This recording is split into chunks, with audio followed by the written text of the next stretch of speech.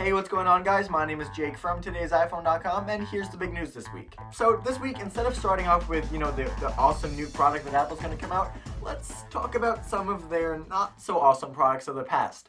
Cam compiled a list of his top 5 Apple fails, and it includes the 3rd generation iPod Shuffle, which was just that weird aluminum rectangle thing, and then the original MacBook Air in 2008, Mobile Me, iPad, and the original Apple TV.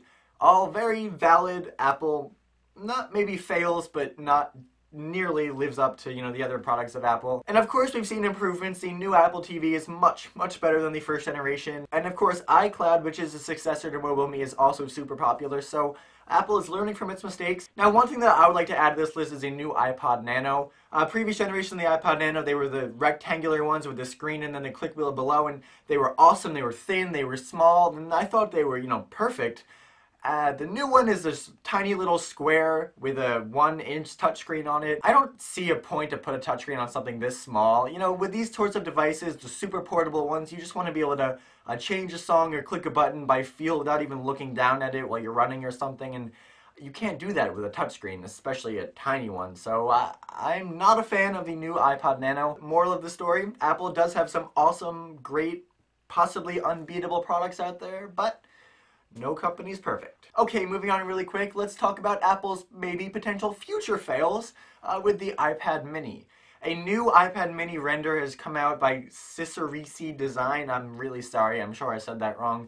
And it's a mini iPad. It literally is a picture of the new iPad just shrunken a little bit and placed next to a full-size picture of the new iPad. It looks as you'd expect it to. I mean, I don't see what's so special about this. I don't think Apple's going to do it. But some people definitely do like this, so I just thought I'd show you guys. And I still don't think that we're going to see an iPad mini, but I've been wrong quite a few times in the past, so you never know. Okay, moving on. You may or may not know that Matt of Jailbreak Tuesday has actually been doing some jailbreak basic videos on Thursdays, and I just thought I'd highlight this week's. It's really cool. Now this week's he highlighted a super simple method to change the carrier name on your phone. And what this is, of course, in the top left? On the top left of the screen you can see it says AT&T right there, but you can make that say whatever you want. You can make it an emoticon, you can make it your name, you can delete it all together and just have the signal bars next to the Wi-Fi icon. So it's very cool. It's integrated into SB settings, and it's one of my favorite jailbreak tweaks. So if you're looking to get in the jailbreak game or you just want to refresh, definitely check that out. Link in the description down below. Alright, and next, I'm sure you probably know that new iPhone launch is synonymous with smartphone upgrade. Every time there's a new iPhone launch, people who have an upgrade for a new phone on their carrier, they do it. A lot of people do anyway, and then some people who don't have an upgrade even upgrade and pay the extra fee. But it looks like upgrading just got a little bit more annoying if you're on Verizon. Verizon announced that on April 22nd they will start charging a $30 upgrade fee, which they have never done in the past. It is worth noting that both Sprint and AT&T charge a $36 upgrade fee, while T-Mobile charges an $18 one. So Verizon was the only major carrier not charging people to upgrade their device.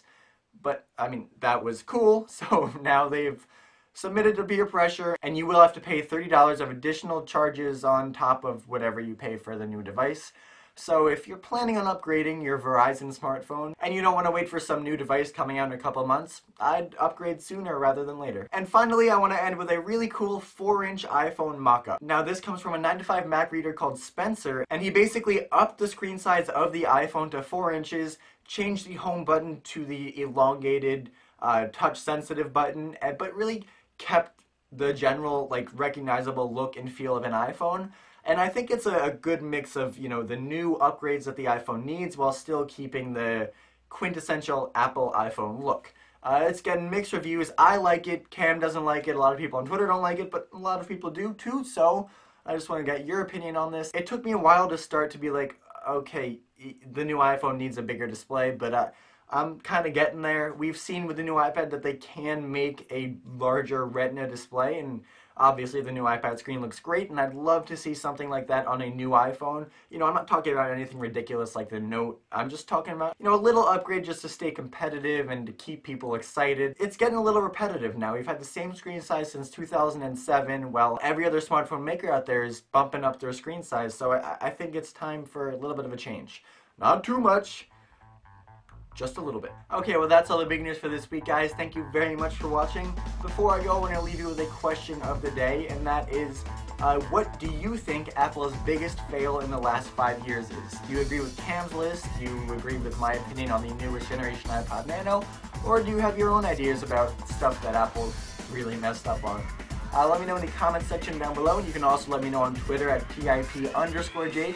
I try to respond to everybody that tweets me, so if you have something to say, the best place to do it is there. And of course, the links to everything I talked about in this video are in the description down below, so definitely go check that out. And don't forget, for more news, views, and reviews, please check out today'siphone.com.